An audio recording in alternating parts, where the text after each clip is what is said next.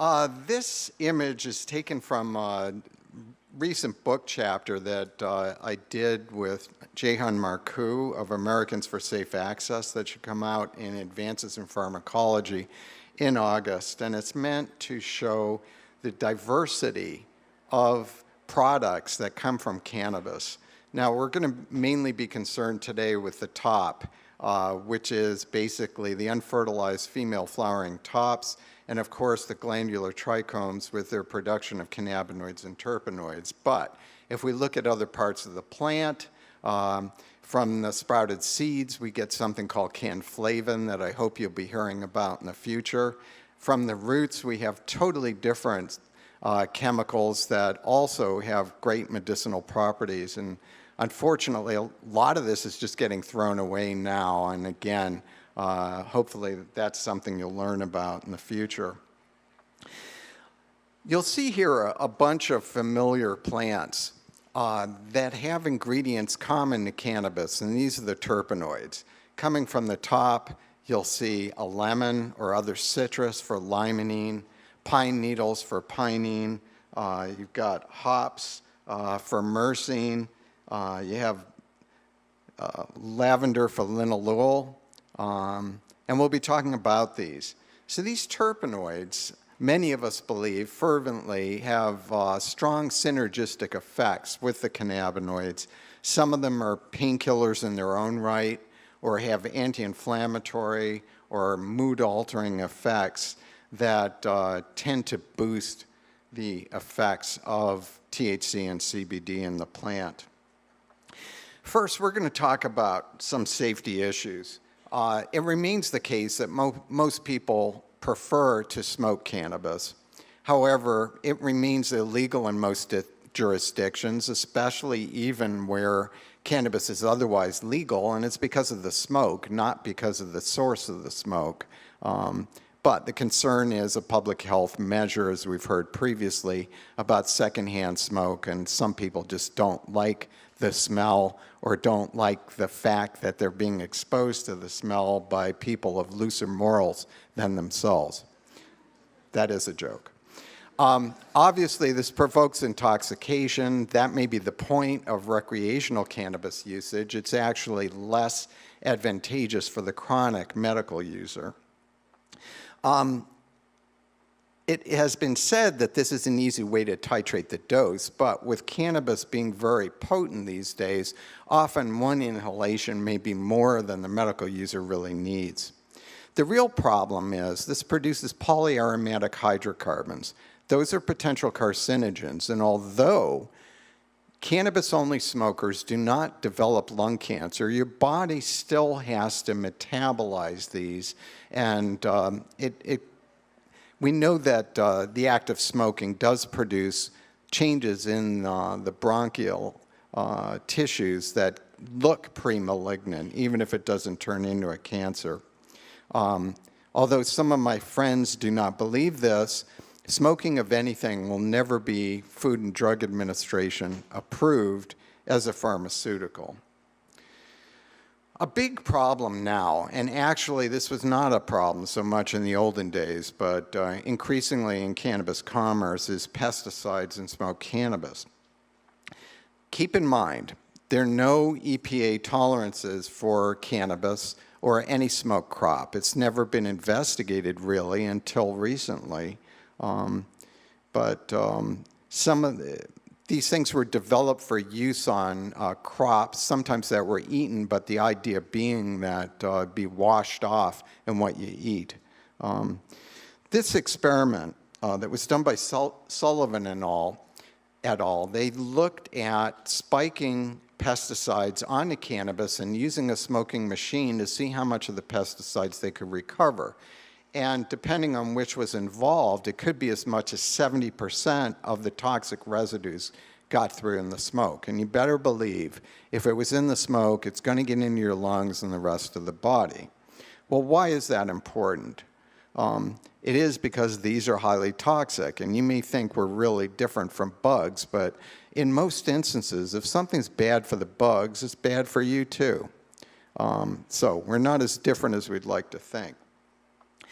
I want to highlight a study we did last year with some colleagues in Washington State, and this was published, as you see on the bottom, in Frontiers in Pharmacology, and I'd be happy to send this to you that has all the information and more.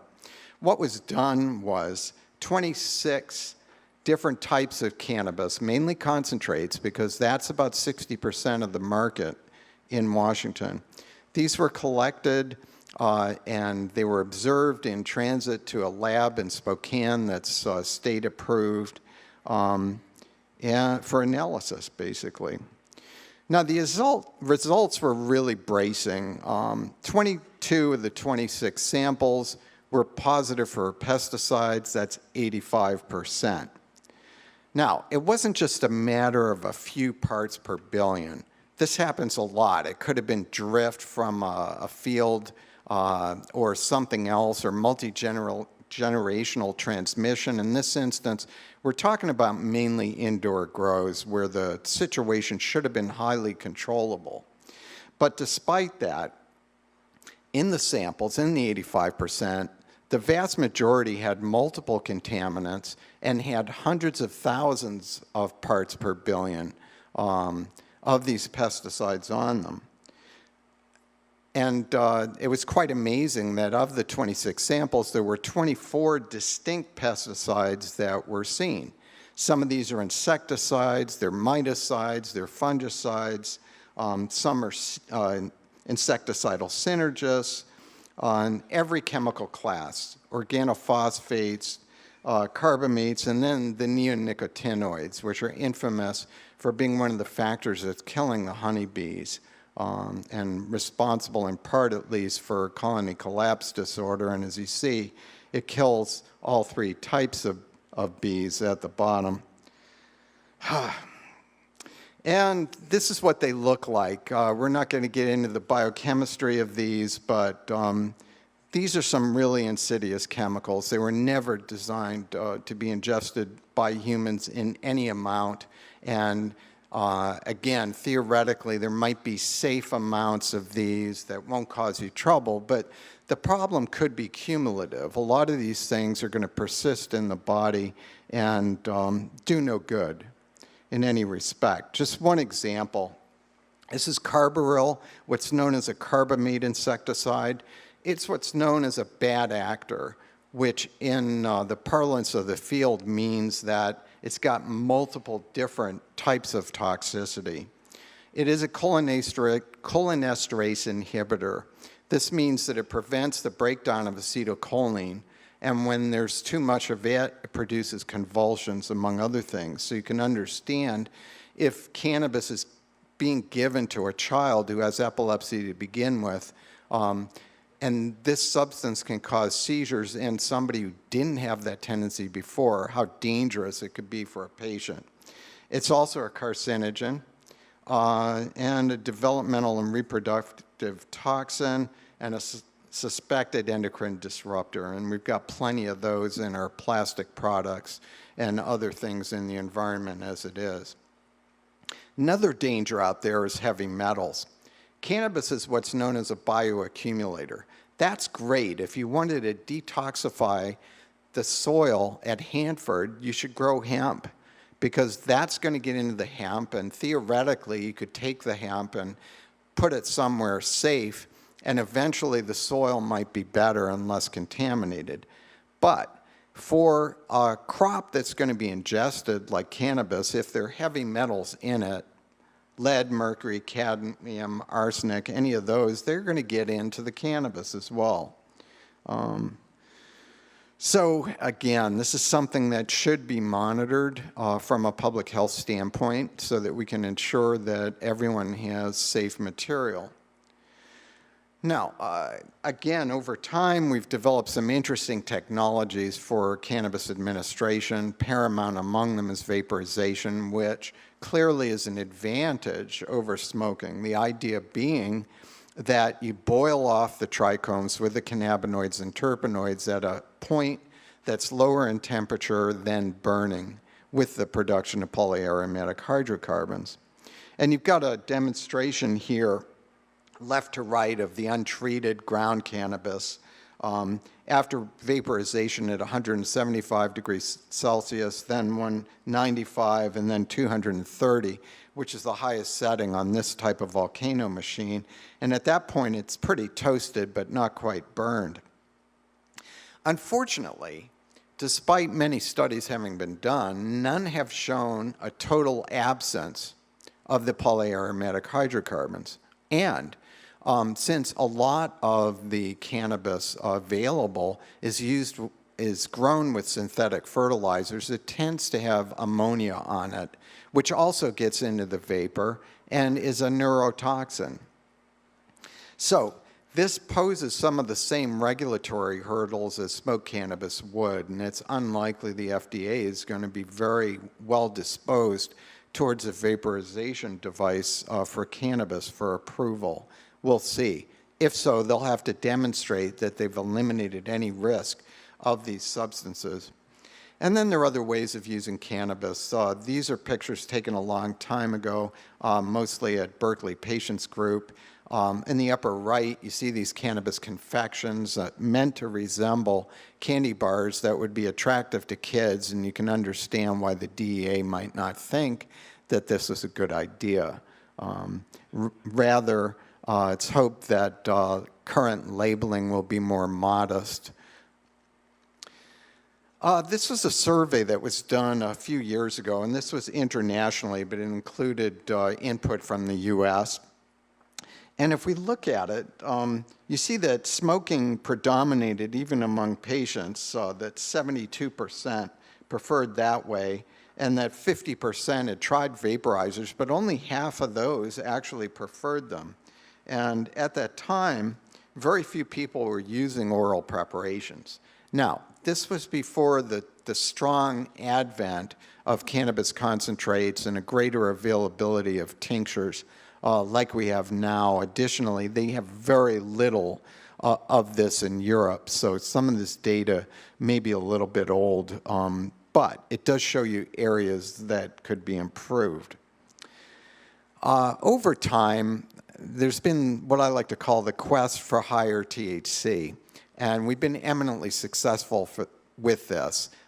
It was in the past very likely that a lot of cannabis had roughly equal amounts of THC and CBD. But whether through willful determination or not, it became the case that almost every chemovar available was high THC. And that's been true until the last few years when people have made a concerted effort to find CBD, particularly spurred on by treatment of epilepsy. But even in the olden days, it was possible to really concentrate THC, but along with other stuff, through things like water hash and particularly sieving of cannabis, as was done in the olden days. And you can actually get the THC upwards of about 60% with that kind of technique. But that's not good enough for a lot of people.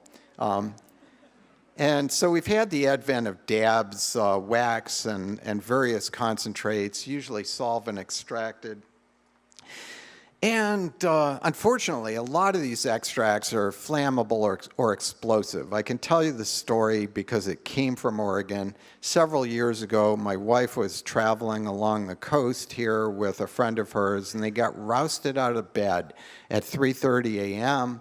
because some idiot was trying to purge his dabs in his hotel room. Okay, and exploded. He had second and third degree burns. His wife and baby were there, and everyone was on the street being questioned by the police for 3 hours. So this is not a home process, and even under the best of circumstances, it's not a safe process. Particularly so-called RSO, Rick Simpson oil, was not an original product. He was the popularizer of this. But it should be mentioned that his suggestion for naphtha, petroleum distillate, is toxic and cannot be fully purged. Now, we have surveys that show that even dab users admit that they've got more symptoms they have tolerance to THC and withdrawal. But these things are so strong, upwards of 90%. I know a situation, a well-known active cannabis activist, smoker daily for 40 years, did a dab for the first time and immediately went down in a heap due to what's called orthostatic hypotension. Too much THC causes vagal discharge that slows down your heart so much that you can't get any blood to the brain. Now, nature has a way of taking care of that. It makes you horizontal, but on the way down, you may crack your head, have a concussion, and end up in the ER, and you got a lot of explaining to do. So, this is not a medical technique, and if you like your dabs, that's great, but just be aware that it is more problematic, and you're guaranteed to overshoot the dose that you really need to treat your medical condition with one hit. I just asked the question, how high does a patient need to be to have symptom relief? And the answer is actually, they don't need to be high at all if things are done properly. Another thing on wax. So yes, those are my fingerprints. It's all done for science. But you see the wax in B and the unheated coil, but when you press the blue button, this thing is red hot in seconds.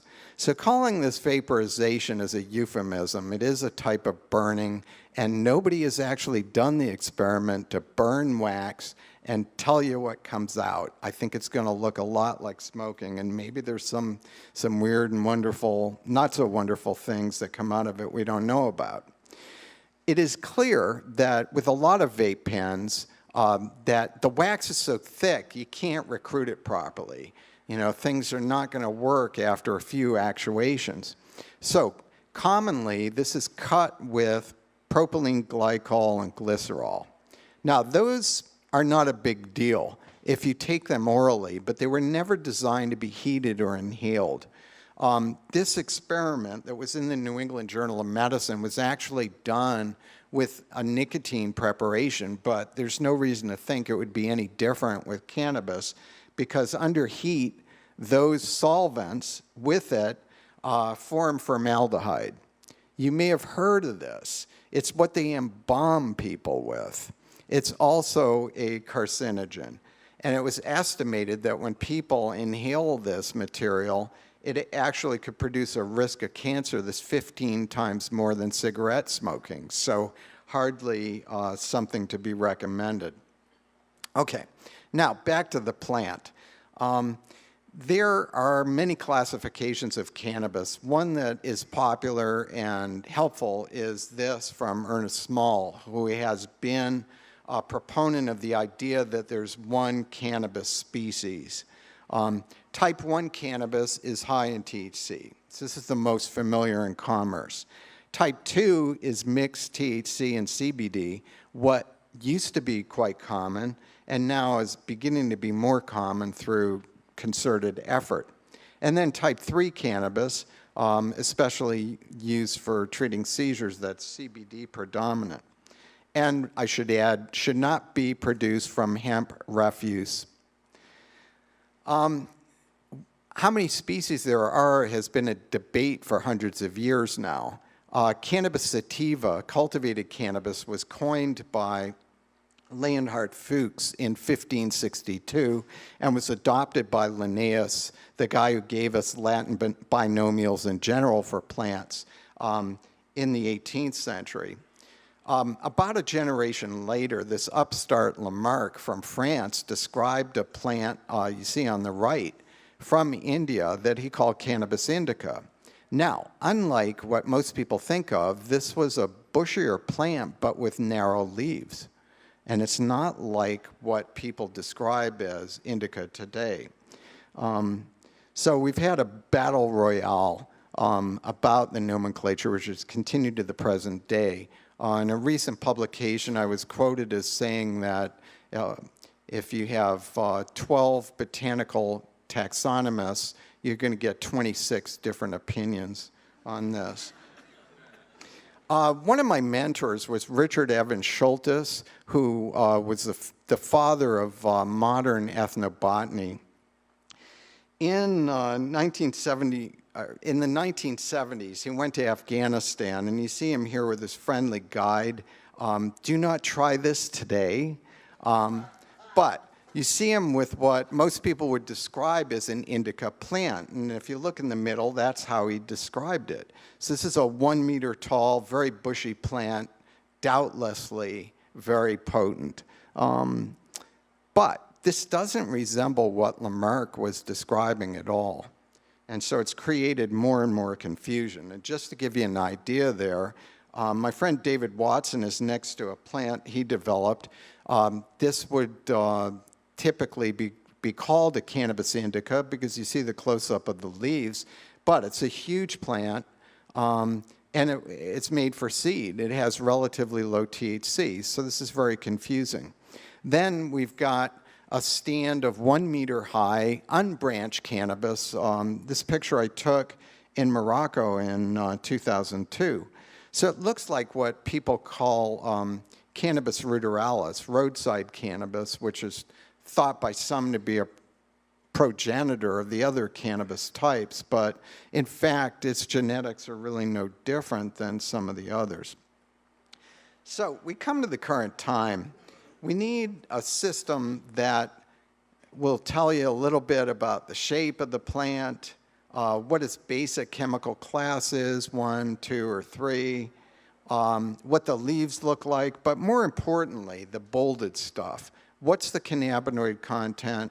What's the terpenoid content? And then it might be helpful for the consumer to know what about the taste, the smell, and very important, the effects when smoked or vaporized or otherwise ingested. So I'm going to spend some time on this classification that was developed by Mark Lewis at NAPRO Research.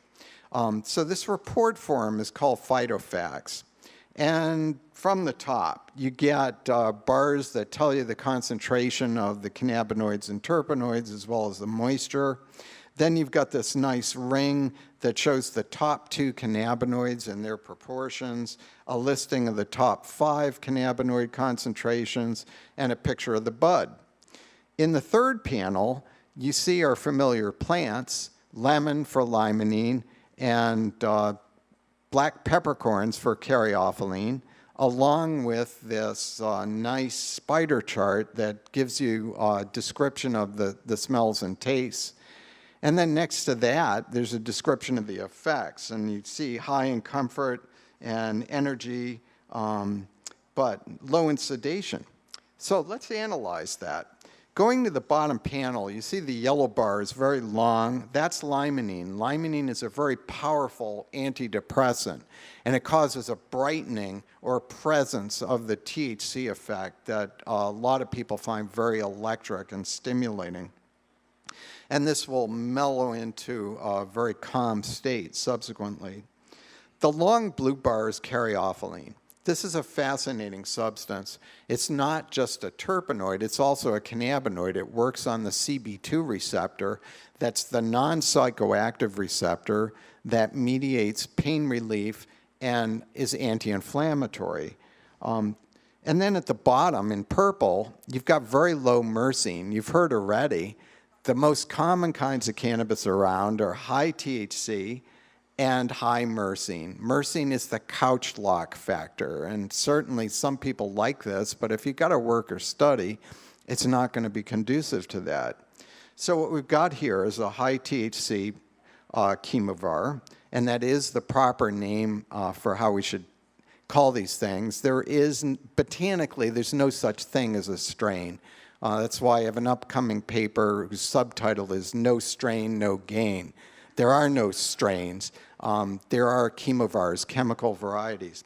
So this chemovar with THC is going to have an uplifting emotional effect and probably be pretty good for treating pain and inflammation.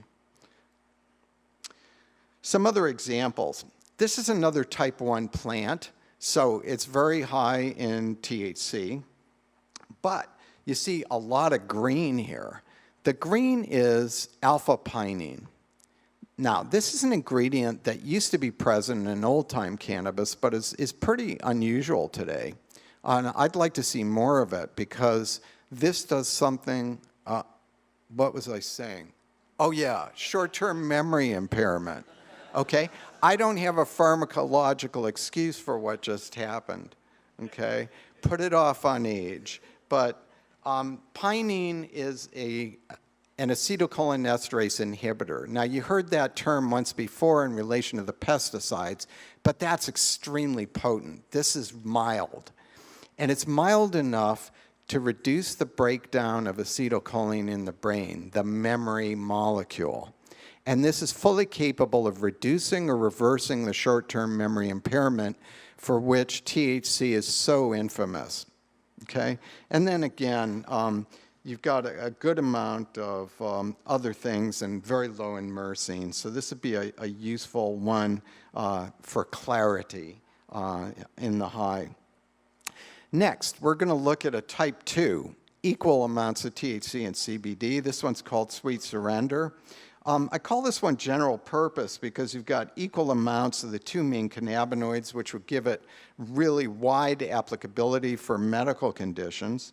You've got high caryophyllene again for pain control.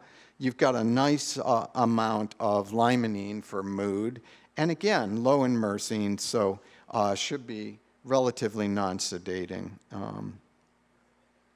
Another type 2, this one is called Blue Dream.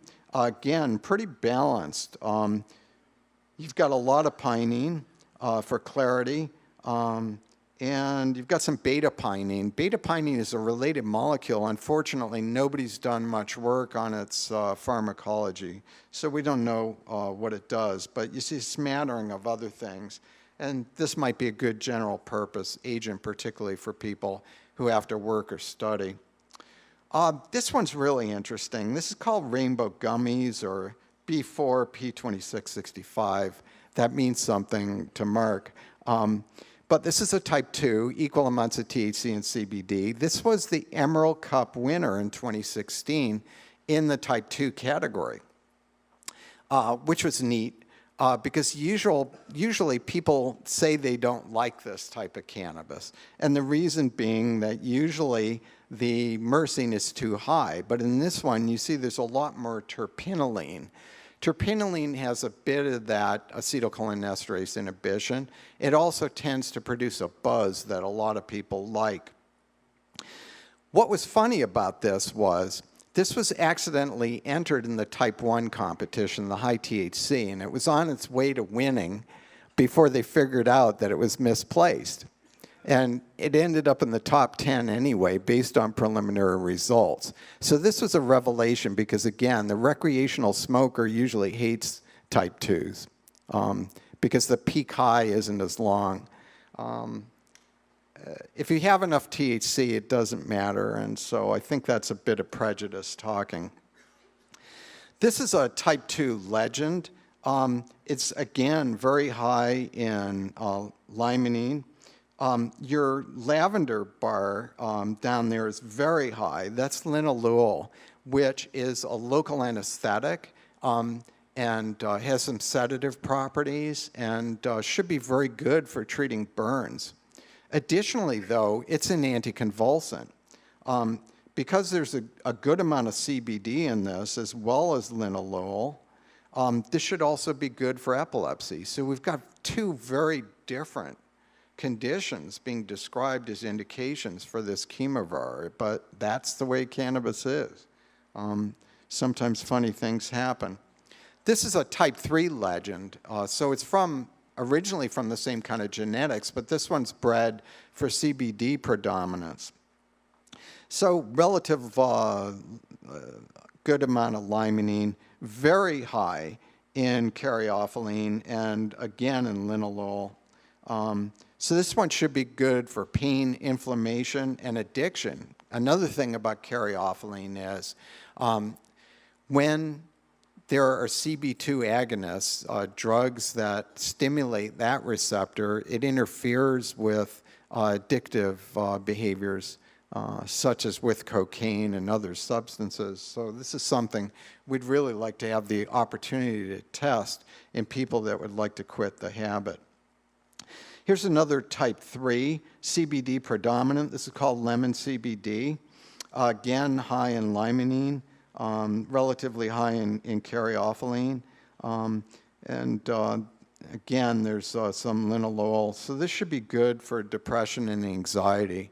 If I had to name an area in which cannabis has been underplayed in terms of its medical efficacy, it would be in psychopharmacology, anxiety and depression, where it may work where other things don't. And I think this is the last one. This is a type 3 I find fascinating.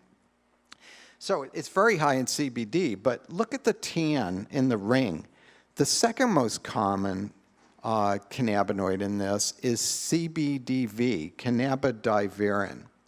So like CBD, this has only 3 carbons in its side chain instead of 5. It's also an anticonvulsant, but it works on a different type of epilepsy, what's called focal seizures or seizures of partial onset. Because it's very high in linalool and it has an anti-inflammatory component from caryophyllene, this should be a wide spectrum anticonvulsant. In other words, an agent that would work on very difficult seizures. So those are a few examples. This is the last slide. Through selective breeding, it's become possible to go from left to right, a type 1 plant, a type 2 plant, and a type 3 plant on the right, and look at the bottom. The terpenoid profiles are identical. So you have preservation of the terpenoid profile, and yet the cannabinoids have changed. So this would be fascinating to test on patients and see what they prefer and correlate to the different proportions of cannabinoids. While we're at it, what does CB do to THC high? It does blunt that initial peak high. It also delays the onset. It produces a creepy effect. That doesn't mean creepy weird. It means that it comes on over time, perhaps 15 minutes, but it also prolongs the effect of THC. So this is very helpful for people who need to use chronically in treating disease. So with that, I hope I haven't gone too long. We definitely wanted to leave time for questions. And so I'd like to bring out Alicia Holloway, PhD, who is going to help with the questions. And to make it more intimate, we're going to set. Hello. Wow, that was a cornucopia of research topics that you covered. Thank you. Thank you.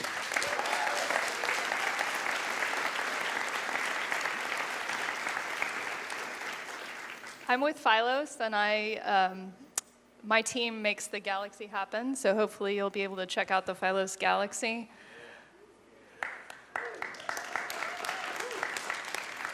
I want to include everyone in this Q&A. I would imagine that you have some questions for Dr. Russo. I have to admit, I can't see you. Nor can I. See the people in the front row, and I already have 3 questions, so this is fantastic.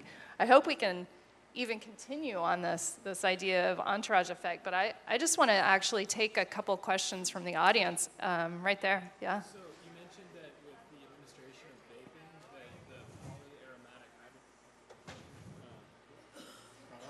polyaromatic Okay, there we go. So you mentioned that with vaping administration, which is something that I'm very into exclusively, that you couldn't eliminate the polyaromatic hydrocarbons. I was wondering if you could just give a little bit of context to the differential between how much of that substance is present in vaping administration versus smoking, and then as a doctor, would you say that that is a safer method of administration? Sure. It's clear that smoking produces a lot more of these substances. However, and it's possible that if you had the right temperature, you could eliminate those. Another idea would be using, instead of flower material, using an extract to vape. Chances are good that that's going to be a lot safer and maybe not produce any of these. In some instances, it's actually the vegetable matter rather than the cannabinoids and terpenoids that are producing these toxic byproducts. So if the question is, can you make it safer and better, the answer is yes. But these are the kinds of challenges that should be tested. And it's a situation where You know, if you have the equipment and somebody to help out with analysis, you could do some of this yourselves. I have a question right there. Okay. Okay. I just have a quick question. The last slide was really fascinating, and you had mentioned previously that pinene comes in two forms, the beta pinene and the standard. Is there any way to influence those terpene beta versus standard in your cultivation practice? Can you make the analytics work? You know, through selective breeding, certainly. We don't know. Keep in mind, these terpenoids are produced to serve ecological roles for the plant, depending on its environment. They weren't put on God's green earth to get you high. That's just a pleasant byproduct. But there may be ways culturally, but it seems that for the most part, terpenoid production is more genetically than environmentally influenced. And that comes straight out of a paper. But yeah, you know, if the plant is subject to predation by a certain bug, it will produce more of one than another. But what it requires is good analysis. I feel that consumers, whether recreational or medical, absolutely have to have this information. Maybe you want to ask why. The why is important, and that is that these synergies can greatly influence not just the quality of the high, but the therapeutic applicability. And I've made reference to some of these relationships. We do have a scientific basis for a lot of these. What we really need now is to test it. When you've got preparation like a cannabis flower with hundreds of components, it's very hard to separate out. This is a situation where it's probably necessary to establish scientific proof to deconstruct and reconstruct. What I mean is do a set of controlled experiments, blinded, well-controlled, where you use THC alone, terpenoid alone, and then various combinations with testing before and after, what's called psychometric tests, tests of memory, on thinking processes, and even things like functional magnetic resonance imaging or PET scans to establish differences. When this happens, you're going to see an explosion of selective breeding and also much better cannabis therapeutics. Let's pick up on that. How can we actually do those experiments in the climate where the plant is not legal federally?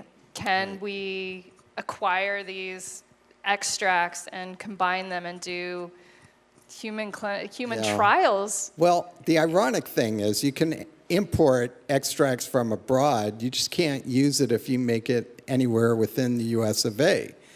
Because all the material that's used for humans must come from the National Institute on Drug Abuse. And I'm a testament of now 22 years of effort in trying to make that happen. But we actually have a submission to the National Institutes of Health to do a study, as I mentioned. Right now, either we need that to get a high score and get funded, which is unlikely in a climate where science doesn't matter anymore and is not valued in our current administration, versus having it paid for privately. So if you know someone that's interested in this and would like to throw $1 to $2 million at it, we can do the study. It's all set up and ready to go. Do we know enough right now about entourage effects and or the effects of single terpenoids and the cannabinoids that we can set up molecular breeding programs that would be beneficial, you know, Right. 5 years from now or something? Yeah. Well, first of all, you can do a great deal without that, using your nose.